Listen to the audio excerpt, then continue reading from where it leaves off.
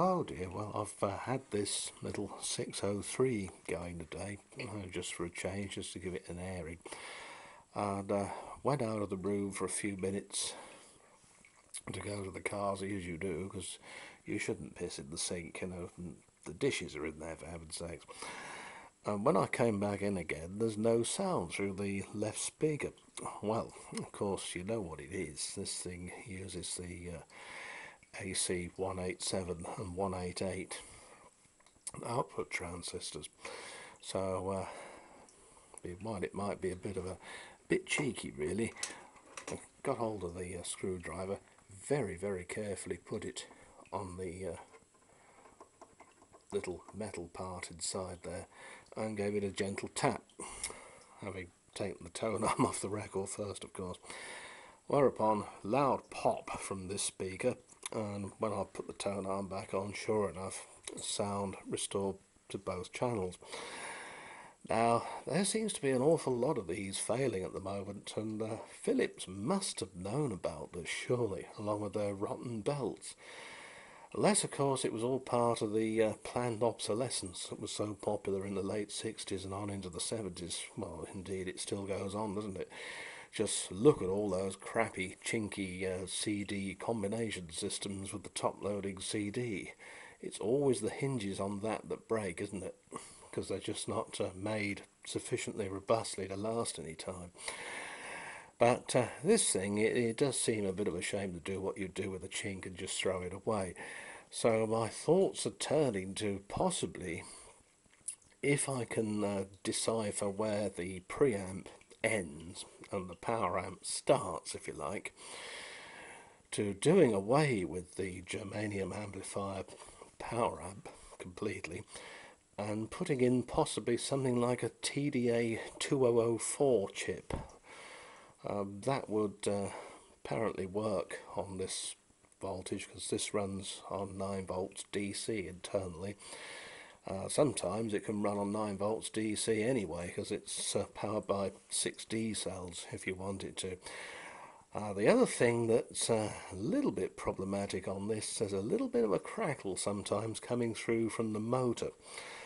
This problem is caused by poor commutation in the motor itself. So it may be that I end up putting a 9 volt cassette motor in it, because if I can withdraw the stepped pulley off the end of the motor on this, then I might be able to frig something. And while I know it's not original, I don't really object to things being altered, so long as it doesn't spoil their appearance or change it too much, you know. And obviously you're not going to fit a blue LED there for a power on light, are you? Because it wouldn't be in keeping. But if it improves it, well, you know, why not? And there's a chap I know down in West Sussex, not too far from me really, as the crow flies, or indeed the A259 crawls, the main road along the coast, if you could call it a road, who is planning on doing a similar sort of mod to an old 604 by Philips, which has died. Everything works except the power amp. The record deck itself, the turntable turns nice and smoothly, but the power amp's gone. So he's looking at using, well, same sort of thing. So you never know. You might see one sort of souped up a bit. Only thing, if you do it, is do be wary of the speakers, because of course you'll be keeping the speakers, because you can't really do much else, particularly with this machine. If it's all right if it's got ordinary speakers in it and they're in fairly hefty cabinets. You can put what you like in there within reason, can't you? But this has inside-out speakers.